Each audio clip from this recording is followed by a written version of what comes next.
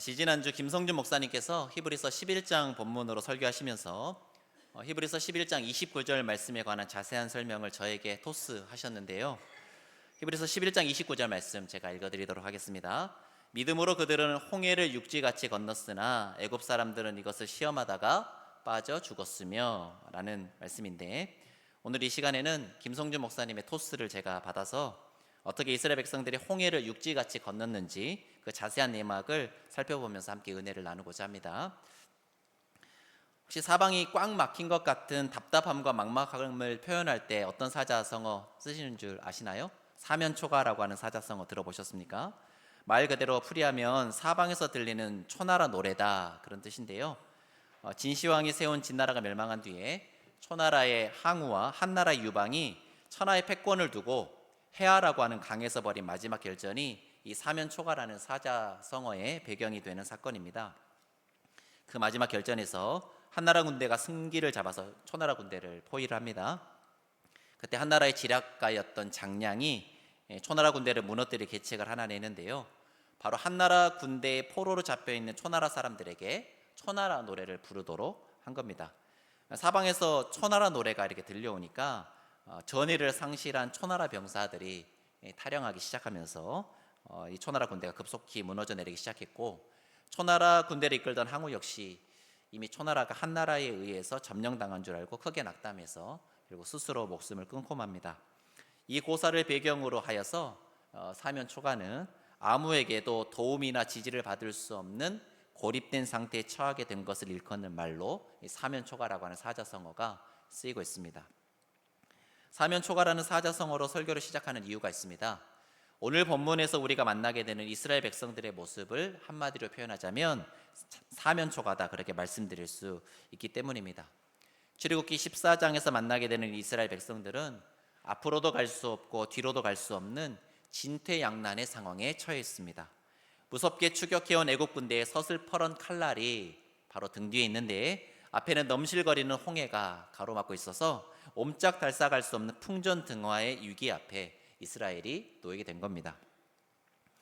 이 장면을 잘 이해하기 위해서는 몇 가지 선이해가 필요한데요, 일단 이 장면이 다름 아닌 하나님께서 연출하신 장면이라는 것을 염두에 두고 오늘 본문을 읽을 필요가 있습니다. 우리 함께 오늘 본문 앞부분에 기록되어 있는 출애굽기 14장 1절에서 4절까지 말씀 우리 한 목소리를 읽어보도록 하겠습니다. 출애굽기 14장 1절에서 4절까지 말씀입니다. 시작. 여호와께서 모세에게 말씀하여 이르시되 이스라엘 자손에게 명령하여 돌이켜 바다와 믹돌 사이에 비아히로답 곧 바알스본 맞은편 바닷가에 장막을 치게 하라. 바로가 이스라엘 자손에 대하여 말하기를 그들이 그 땅에서 멀리 떠나 광야에 갇힌 바 되었다 하리라. 내가 바로의 마음을 완악하게 한즉 바로가 그들의 뒤를 따르리니 내가 그와 그의 온 군대로 말미암아 영광을 얻어 애굽 사람들이 나를 여호와인 줄 알게 하리라 하심에 우리가 그대로 행하니라. 자, 펜 있으신 분들은 펜을 들어서 몇 군데 밑줄 쳐보시겠습니다. 1절 서두에 여호와께서, 거기에 밑줄 한번 그어보실까요? 여호와께서.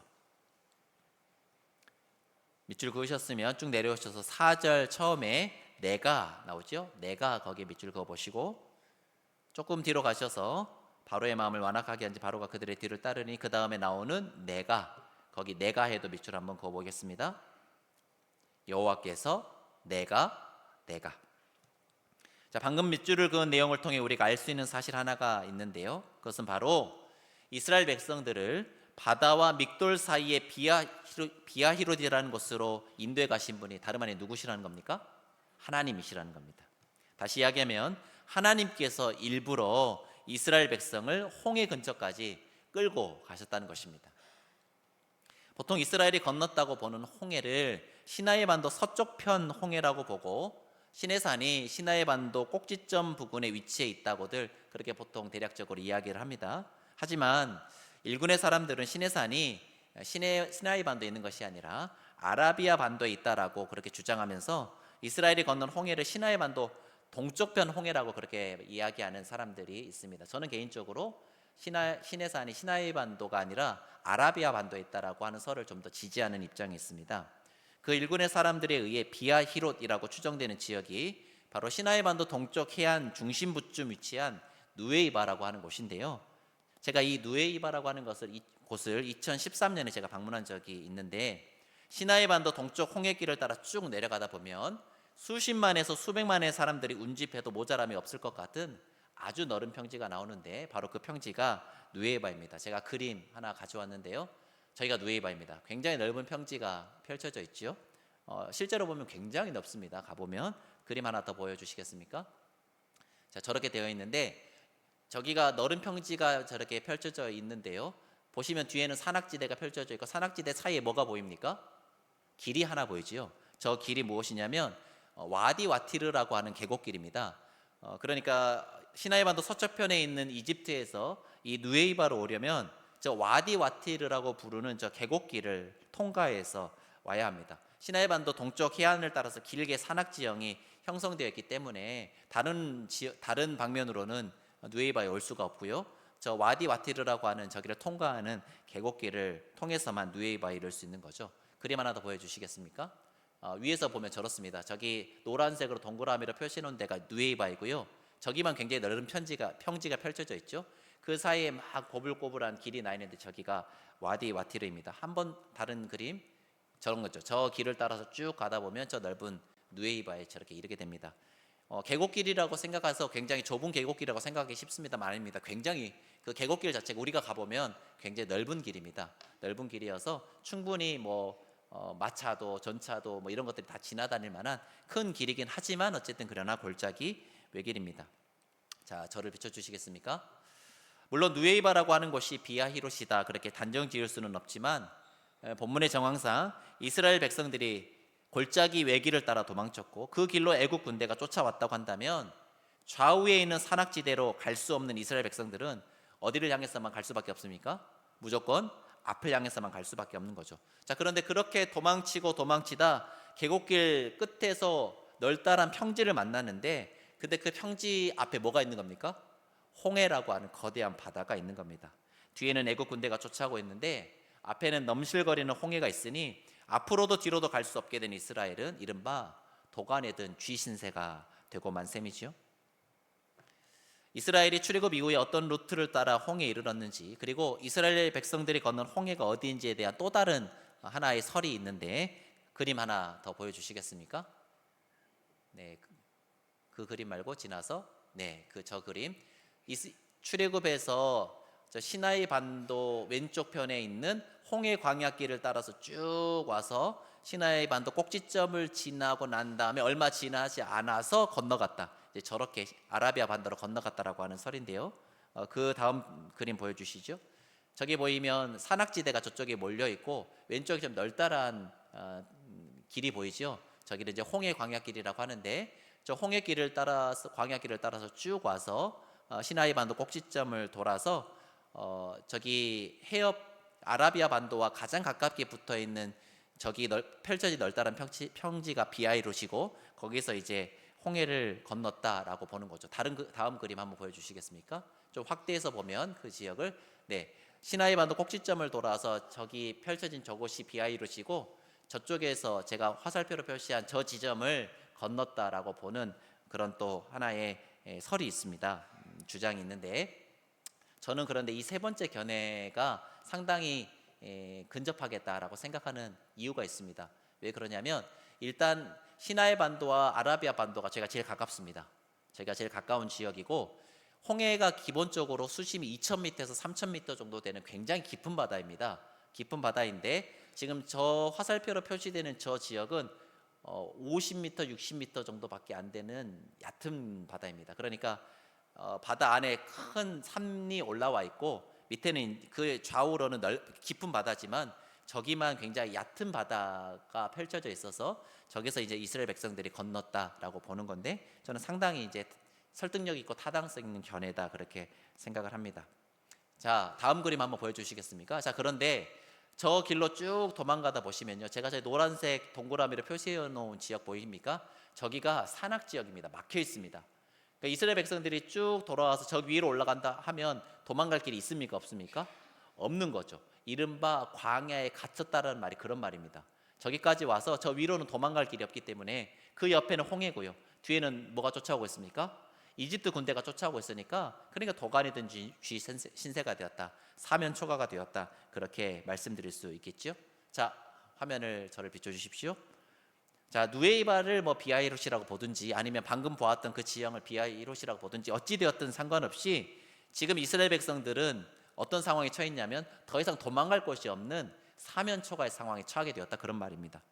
자, 그런데 그렇게 이스라엘을 사면 초가의 상황으로 몰고 가신 분이 누구시라는 겁니까? 하나님이시라는 겁니다.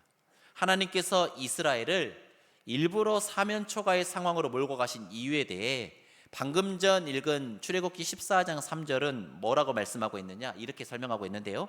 바로가 이스라엘 자손에 대하여 말하기를 그들이 그 땅에서 멀리 떠나 광야에 갇힌 바 되었다 하리라, 이렇게 기록되어 있죠. 무슨 말씀입니까? 바로로 하여금 이스라엘이 광야에 갇힌 신세가 되었다 착각하게 하도록 하기 위함이다. 그래서 이스라엘이 갇혔다 착각한 바로가 군대를 이끌고 이스라엘을 추격하여 마침내 홍해 앞에서 따라잡을 수 있도록 하나님께서 연출하셨다, 그런 뜻입니다. 하나님께서 어떻게 이런 상황을 연출하셨는지를 알려면 출애굽기 13장 20절에서 22절 말씀을 읽어볼 필요가 있습니다. 우리 함께 14장 바로 앞단락이죠. 출애굽기 13장 20절에서 22절 말씀 우리 한 목소리를 읽어보도록 하겠습니다. 출애굽기 13장 20절에서 22절 말씀 시작. 그들이 숫곳을 떠나서 광야 끝 에담의 장막을 치니 여호와께서 그들 앞에서 가시며 낮에는 구름 기둥으로 그들의 길을 인도하시고 밤에는 불 기둥을 그들에게 비추사 낮이나 밤이나 진행하게 하시니 낮에는 구름 기둥 밤에는 불 기둥이 백성 앞에서 떠나지 아니하니라. 자, 방금 읽은 13장 20절 말씀 보면 광야 끝 에담이라고 하는 지명이 나옵니다. 개역개정에 광야 끝이라고 번역되어 있어서 그냥 스쳐 읽으면 광야가 끝났나 보다 생각하기 쉽습니다만 이 끝이라고 번역된 히브리어 카체는 가장자리, 테두리, 모서리라는 뜻을 가지고 있는 단어입니다. 그러니까 광야 끝 에담은 어떤 곳이라는 겁니까? 광야의 가장자리에 위치한 지역이다, 그런 뜻입니다. 그러니까 광야가 끝났다라고 할 수도 있겠고요, 그 에담을 지나서 광야가 시작된다라고 볼 수도 있겠습니다. 여기서는 뭐라고 보면 좋겠는가? 광야가 시작되는 지점이다, 이렇게 보시는 게 더 좋겠습니다. 왜요? 광야가 에담에서부터 본격적으로 시작되니까 거기서부터 뭐가 오른 겁니까? 구름 기둥과 불 기둥이 오른 거죠.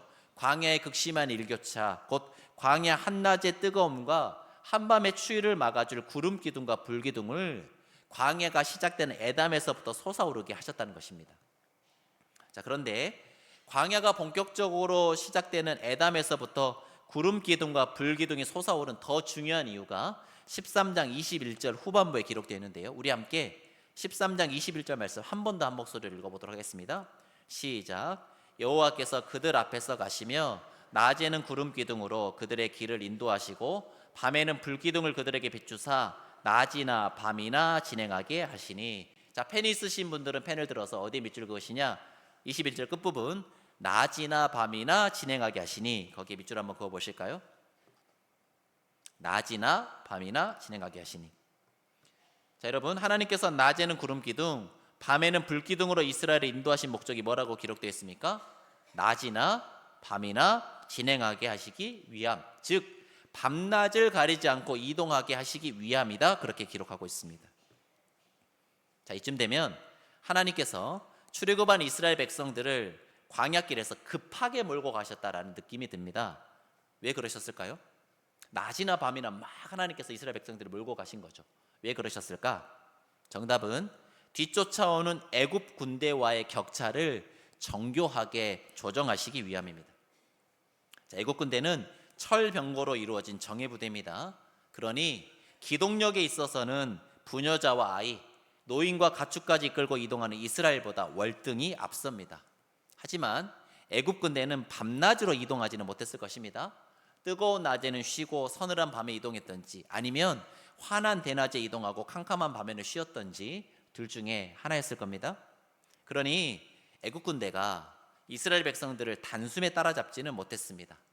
기동력이 있지만 하루에 반나절만 이동해야 했던 애굽 군대와 기동력은 현저히 떨어지지만 밤낮으로 쉴 새 없이 이동하는 이스라엘 백성들의 간격이 일정하게 유지되었던 것이죠. 하지만 그 격차가 조금씩 줄어들어서 이스라엘 백성들이 비하히롯에 이르렀을 때, 그러니까 홍해 바다를 목전에 두었을 때 마침내 애국 군대가 이스라엘 백성들의 행렬을 거의 따라잡기에 이르렀던 것입니다. 근데 이것을 누가 하셨다고요? 이 격차를 하나님께서 조정하셨다는 거예요. 하나님께서 일부러 그렇게 하셨다는 거예요. 자, 그렇다면 왜 하나님은 홍해 앞에서 이스라엘 백성과 애굽 군대를 조우하게 하신 것일까요? 앞에서 읽었던 출애굽기 14장 4절과 오늘 본문 17절 18절 말씀을 보시면 그 이유를 이렇게 기록하고 있는데요. 하나님께서 애굽 군대로 말미암아 영광을 얻으시려 함이다. 무슨 말일까요? 표현이야 고상하지만 이 말은 한마디로 애굽 군대를 홍해에서 몰살시키시기 위해 그렇게 하신 것이다, 그런 의미입니다. 하나님께서 이 말씀을 4절, 17절, 18절 이렇게 3번이나 반복하셨다는 것은 출애굽기 14장 홍해 사건의 궁극적인 목적이 무엇이라는 겁니까? 하나님께서 애굽 군대를 통해 영광 받으시기 위함, 즉 애굽 군대를 홍해에 수장시키시기 위함이라는 것입니다. 한 번 더 왜라는 질문 던져볼까요?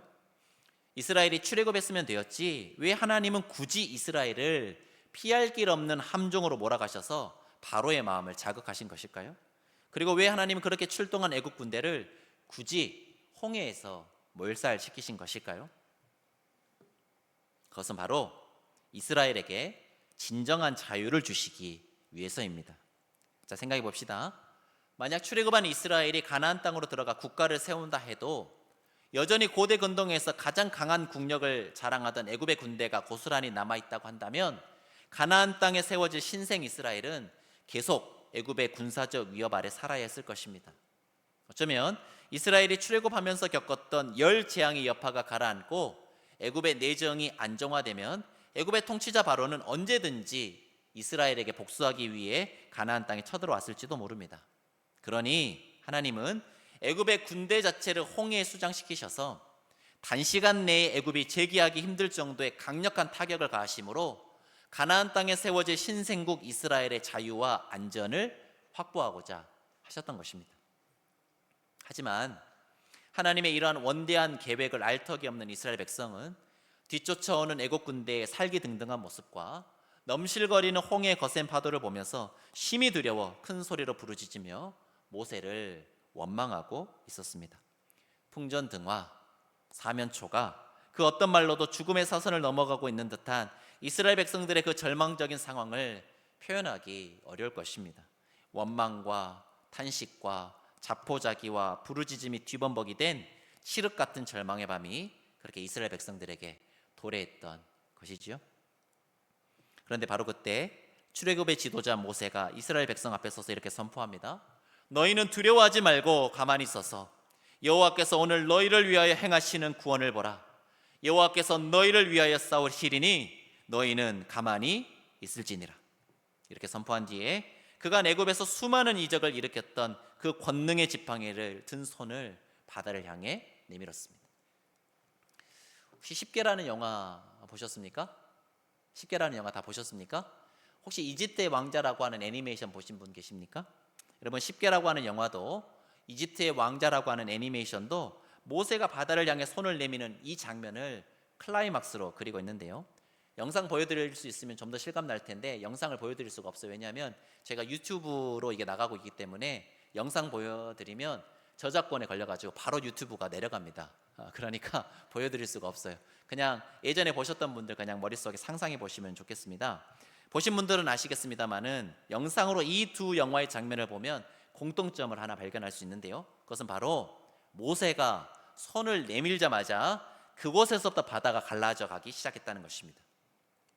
굉장히 극적인 장면이죠. 손을 내밀자마자 거기서부터 바다가 쫙 갈라져 가기 시작하니까 굉장히 감동적인 장면일 겁니다. 하지만 아쉽게도 실제는 그와 달랐습니다. 실제는 어떠했는지 팩트체크 한번 해보도록 하겠습니다. 우리 함께 오늘 보면 출애굽기 14장 21절 말씀을 꼼꼼하게 한번 더 읽어보겠습니다. 14장 21절입니다. 시작. 모세가 바다 위로 손을 내밀매 여호와께서 큰 동풍이 밤새도록 바닷물을 물러가게 하시니 물이 갈라져 바다가 마른 땅이 된지라. 자, 펜을 가지신 분들은 펜을 들어서 큰 동풍이 밤새도록 바닷물을 물러가게 하시니 거기에 밑줄 한번 그어보실까요? 큰 동풍이 밤새도록 바닷물을 물러가게 하시니. 자, 모세가 바다 위로 손을 내민 것까지는 영화 10개나 애니메이션 이집트의 왕자와 별반 다르지 않습니다. 물이 갈라져 바다가 마른 땅이 된 결과도 동일합니다. 그런데 그 과정이 우리가 흔히 알고 있는 장면과 완전히 다릅니다. 모세가 바다 위로 손을 내밀자마자 이편에서부터 저편으로 바다가 갈라져 간 것이 아닙니다. 방금 우리가 밑줄을 그은 것처럼 오늘 본문 21절은 여호와께서 큰 동풍을 불게 하셔서 밤새도록 바닷물을 물러가게 하셨다, 그렇게 말씀하고 있습니다. 이 장면이 실제로 어떻게 일어났는지를 실험한 영상을 제가 본 적이 있는데요, 큰 수조 안에 물을 채워놓고요, 강력한 바람을 일으키는 장치를 이용해서 물 위로 강풍이 불게 합니다. 그러면 무슨 일이 일어나느냐, 그 바람이 부는 방향 쪽에서부터 반대 방향으로 물이 갈라져 가기 시작합니다. 그리고 그 바람길을 따라서 이렇게 물이 마치 벽처럼 양쪽에 이렇게 서 있는 그 실험 장면을 제가 영상으로 본 적이 있습니다. 여기서 중요한 것은 강력한 바람이 물을 갈라내는데 바람이 부는 쪽에서부터 반대편으로 물이 갈라져 간다는 것입니다. 바람이 부는 쪽에서부터 반대편으로. 자, 이 대목에서 질문 하나 드려보겠습니다. 지금 이스라엘 백성들은 홍해 어느 편에 서 있는 걸까요? 서편에 서 있을까요? 동편에 서 있을까요? 여러분, 서편에 서 있습니다. 애굽이 홍해 서쪽에 있으니까요, 이스라엘 백성들은 홍해 서쪽에 서 있단 말이죠. 자, 그런데 하나님께서 일으키신 바람은 무슨 바람이라고요? 동풍이라는 거예요. 동풍. 여러분, 동쪽에서 바람이 불었으니까요, 어디서부터 바다가 갈라져 오기 시작했을까요? 동쪽에서부터 갈라져 오기 시작한 겁니다. 우리가 영화나 애니메이션에서 보았던 것처럼 이편에서 저편으로, 서편에서 동편으로 한순간에 갈라진 것이 아니라 하나님이 일으키신 동풍에 의해 저편에서 이편으로, 그것도 한순간이 아니라 밤새도록 그 넘실거리는 바다가 갈라져 왔던 것입니다. 그러니 그 영화 10개 만든 감독이나 애니메이션 이집트의 왕자 만든 감독이 저에게 좀 자문을 구했어야 합니다. 그래야지 그렇게 엉터리로 영화를 안 만들 텐데 저에게 자문을 구하지 않아서 그런 영화가 나온 거예요. 정리하면 모세가 바다를 향해 손을 내밀었을 때 사실 홍해 서편에 서 있던 이스라엘 백성들은 그 어떤 변화도 느낄 수 없었습니다. 상당히 민망한 장면이었을 수도 있어요. 모세가 손을 내밀었는데 아무 느낌이 없는 거예요. 아무 일도 일어나지 않는 거예요. 비록 구름 기둥과 불 기둥이 뒤에 유일한 외길을 가로막고 있어서 애국 군대가 당장 덮치지는 못하고 있지만 여전히 저편에서는 윙윙거리는 철병거 소리와 애국 군인들의 살기등등한 고함 소리가 들려옵니다. 그런데 애굽 땅에서는 그토록 위력을 발휘했던 모세의 지팡이도 그 효력이 다 있는지 모세가 아무리 바다를 향해 손을 내밀고 있어도 넘실거리는 바다는 미동조차 없습니다. 그렇게 이스라엘 백성들에게 그 밤은 공포와 두려움과 절망으로 점철된 밤인 줄 알았습니다. 하지만 성도 여러분, 그 밤에 아무런 일도 일어나지 않고 있었습니까? 아니요, 그렇지 않습니다. 이스라엘 백성들이 아무런 소망이 없다고 부르짖던 그 밤에도 밤새도록 바다는 저편에서 이편으로 갈라져 오고 있었던 것입니다. 칠흑처럼 어두운 밤이 끝나지 않을 줄 알았는데 이미 새벽동은 먼 곳에서부터 다가오고 있었습니다. 그 캄캄했던 밤이 지나고 동이 트자마자 이스라엘 백성들은 눈앞에 넘실대던 그 큰 바다가 갈라져 있는 놀라운 기적과 구원의 아침을 맞이할 수 있었습니다. 그 절망의 밤에도 이미 하나님의 구원은 시작되었고 구원의 아침은 그들을 향해 달려오고 있었던 것입니다. 저를 따라서 이렇게 고백해 보실까요? 이미 바다는 갈라져 오고 있습니다. 한 번 더, 절망의 밤을 넘어 소망의 아침이 다가오고 있습니다. 그렇게 믿으십니까? 여러분, 여러분의 눈앞에 바다가 그대로 보인다 할지라도 그 바다 그대로 있는 거 아닙니다. 바다는 갈라져 오고 있습니다. 마지막으로 한 가지만 더 살펴보겠습니다. 왜 하나님은 이스라엘이 홍해에 도착했을 때 바로 바다를 가르셔서 이스라엘 백성들을 건너게 하시지 않고 밤새도록 이스라엘 백성들을 홍해 앞에 붙들어 놓으셨던 것일까요? 그 이유는 앞에서 살펴보았던 홍해 사건의 궁극적인 목적과 연관이 있습니다. 앞에서 홍해 사건의 궁극적인 목적이 무엇이라고 말씀드렸냐면 하나님께서 애국 군대를 통해 영광 받으시기 위함, 곧 하나님께서 애국 군대를 홍해에 수장시키시려 함이라고 살펴보았습니다. 자, 그러려면 여러분, 애국 군대가 어디로 들어와야 합니까? 바다 가운데로, 갈라진 바다 가운데로 들어와야겠지요. 여러분 그런데 하나님께서 밤새도록 동풍으로 홍해를 가르셔서 동이틀 무렵에 홍해를 완전히 가르신 까닭은 애굽 군대를 자연스럽게 그 홍해 바다 한복판으로 끌어들이시기 위함인 겁니다. 그것을 알 수 있는 단서가 있는 구절이 바로 오늘 본문 20절 말씀인데요. 마지막으로 오늘 본문 출애굽기 14장 20절 말씀 한 목소리 읽어보도록 하겠습니다. 출애굽기 14장 20절입니다. 시작. 애굽진과 이스라엘 진 사이에 이르러서니 저쪽에는 구름과 흑암이 있고 이쪽에는 밤이 밝음으로 밤새도록 저쪽이 이쪽에 가까이 못하였더라. 여러분 20절 말씀 잘 보시면 애굽 군대가 있는 저편에는 구름과 흑암이 있다 그렇게 기록되어 있고 이스라엘 백성들이 있던 이쪽에는 불기둥으로 인해 밤인데도 밝았다 그렇게 기록하고 있습니다. 자, 밤새 동풍이 불어 바다가 갈라져서 동이틀 무렵 완전히 마른 땅이 드러났습니다. 자, 당연히 이스라엘 백성들은 갈라진 바다 사이 마른 땅으로 홍해를 건너가기 시작합니다. 그렇게 이스라엘이 홍해 중간쯤 건넜을 때 하나님께서 애국 군대의 시야를 가리고 있던 구름 기둥과 불기둥을 치우십니다. 자, 그러자 애국 군대 눈에 가장 먼저 들어왔던 건 무엇이었을까요? 도망치는 이스라엘 백성들이 눈에 보였을까요? 아니요, 그러지 않았을 겁니다. 여러분 지금 애국 군대는 밤새 어둠 가운데 있다가 여러분 그때가 동이틀 무렵이니까요. 여러분 동쪽에서부터 해가 뜨고 있는 상황인 거죠. 그러니 밤새도록 어두웠다가 착 구름기둥 불기둥이 가시니까 뭐가 눈에 들어옵니까? 동편에서 뜨고 있는 햇살이 아주 강력하게 눈에 비친 겁니다. 여러분 그러니 눈이 부셨을까 안 부셨을까요?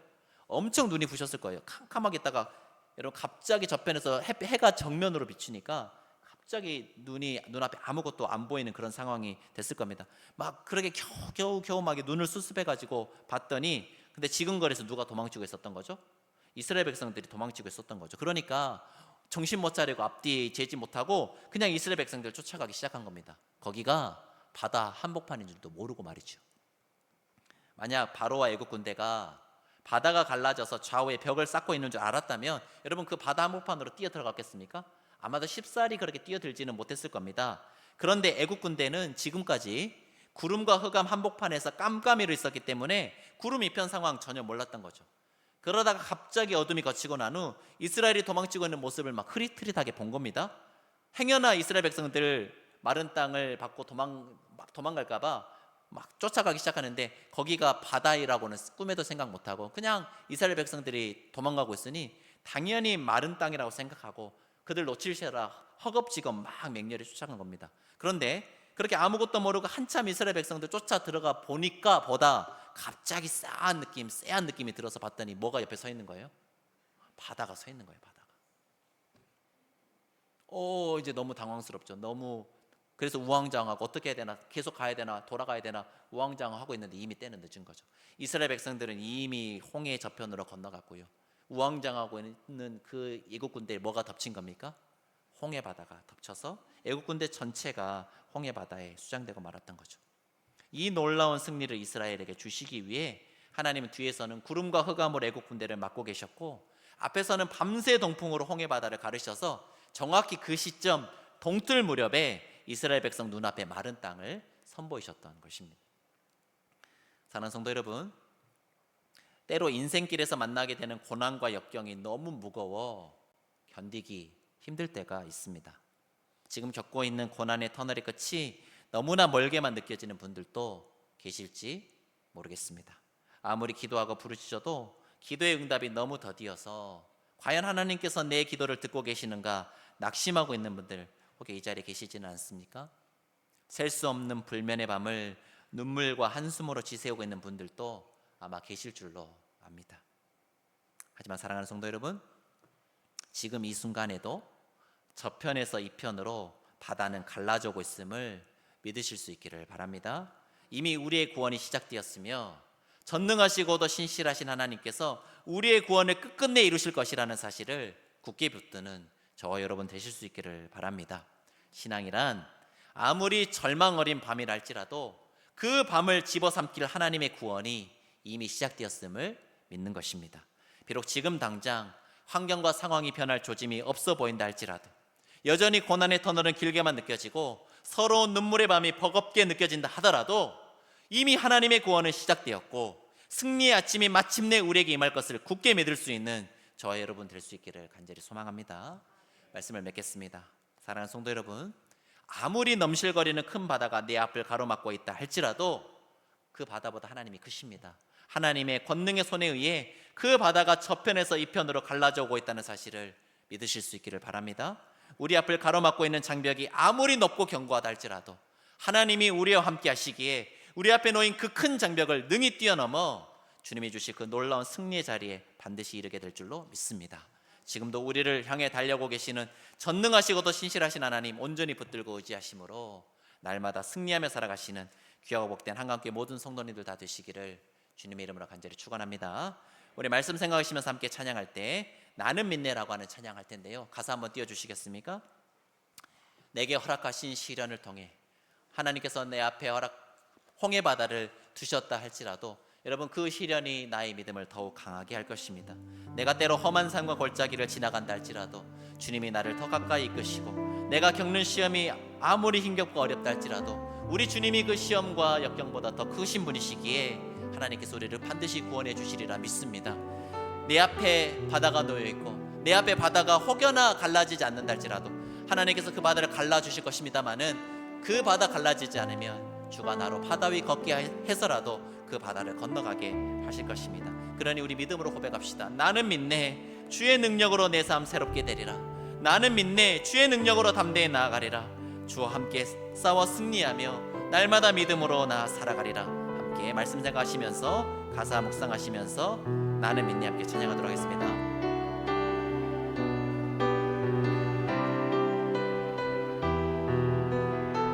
우리 가사 생각하시면서 함께 찬양합시다. 내게 허락하신 시련을 통해 내게 허락하신 시련을 통해 나의 믿음 더욱 강하게 자라나고 험한 산과 골짜기 지나는 동안 주께 더 가까이 나를 이끄시네. 내가 겪는 시험이 어렵고 힘겨워도 내 주님보다 크지 않네. 내 앞에 바다가 갈라지지 않으며 주가 나로 바다 위 걷게. 우리 믿음으로 고백하며 나갑시다. 나는 믿네. 나는 믿네. 주의 능력으로 내 삶 새롭게 되리. 나는 믿네. 주의 능력으로 담대히 나가리라. 주와 함께 싸워 승리하리라. 날마다 믿음으로 나 살아. 우리 한 번 더 고백합시다. 내게 허락하신 시련을 통해 내게 허락하신 시련을 통해 나의 믿음 더욱 강하게 자라나고 험한 산과 골짜기 지나는 동안 주께 더 가까이 나를 이끄시네. 내가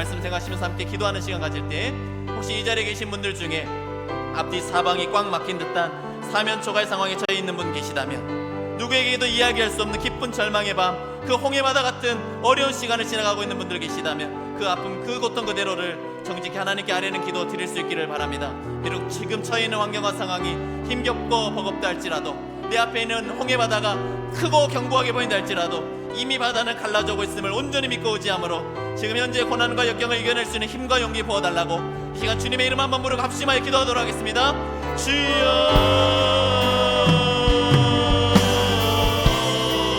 하나님, 내 앞에 홍해바다가 넘실거리고 내 뒤에는 애국군대가 쫓아오고 있어서 하나님 진대한 사면초가에 처해 있는 하나님 깊은 절망의 밤을 지나가고 하나님 그 고난의 긴 터널이 언제 끝날지 모르는 암담하고 답답한 상황을 지나가고 있는 성도들 있습니다.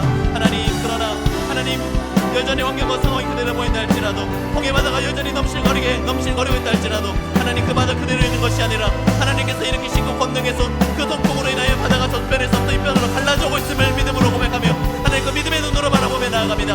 하나님의 구원은 이미 시작되었고 하나님 그 홍해바다보다 크신 하나님께서 반드시 권능의 손으로 나를 건져내시고 하나님 인도하실 것이기에, 나를 구원하실 것이기에 그 하나님의 손을 굳게 붙들고 의지함으로 말미암아 늘 승리하며 살아가는 우리 모두가 될 수 있도록 주님 인도하여 주옵소서. 우리에게 믿음 더하여 주셔서 하나님 그 환경과 상황 너머에 계신 하나님을 바라보고 의지하며 늘 승리하며 살아가는 우리 모두가 될 수 있도록 주님 인도하여 주시고 함께하여 주옵소서. 주께서 이루신 놀라운 구원을 믿음의 눈으로 바라보며 언제나 믿음으로 살아가는 우리 모두가 될 수 있도록 인도하여 주옵소서. 나는 믿네, 주의 능력으로 내 삶 새롭게 되리. 나는 믿네, 주의 능력으로 난 내일 나가리라.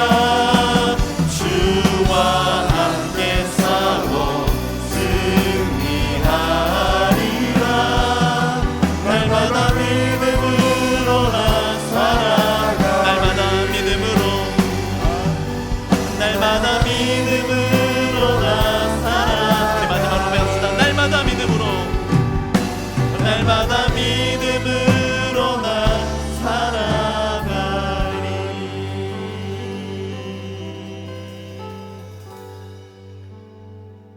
지금도 우리를 향하여 달려오고 계시는 구원의 하나님, 오늘 말씀을 통해 지금 이 순간에도 저편에서 이편으로 바다가 갈라져오고 있음을 깨닫게 하시고 믿게 하시니 감사와 찬양을 드립니다. 비록 지금 당장 환경과 상황이 변할 조짐이 없어 보인다 할지라도, 여전히 고난의 터널은 길게만 느껴지고 서러운 눈물의 밤이 버겁게 느껴진다 하더라도 이미 하나님의 구원은 시작되었고 승리의 아침이 마침내 우리에게 임할 것을 굳게 믿을 수 있는 우리 모두가 되게 하여 주옵소서.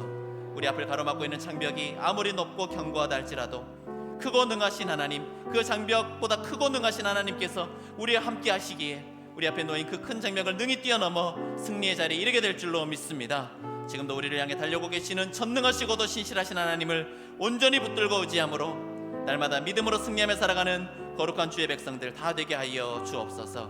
감사와 찬양을 드리며 이제는 우리 주 예수 그리스도의 은혜와 아버지 하나님의 다음 없으신 사랑하심과 성령의 감동 감화 위로 교통하심이, 비록 내 앞에 놓인 바다가 아무리 거대해 보인다 할지라도 이미 하나님의 권능의 손에 의해 그 바다가 갈라져 오고 있음을 믿음의 눈으로 바라보면서 지금도 우리를 구원하시기 위해 달려오고 계시는 주님 의지하여 날마다 믿음으로 살아갈 것을 결단하고 다짐하는 사랑하는 한강교회 권속들 머리 위에와 그들의 가정과 일터 위에, 또한 주님이 핏값 주고 사신 귀하고 복된 한강교회 위에 이제로부터 영원까지 함께 하시기를 간절히 축원하옵나이다.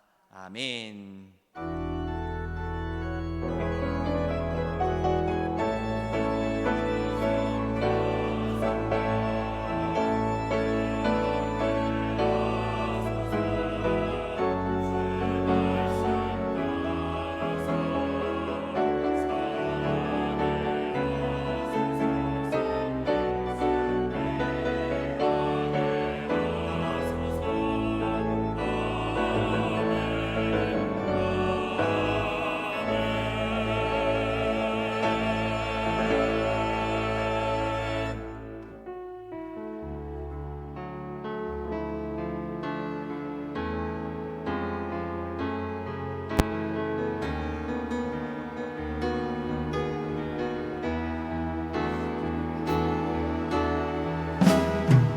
조금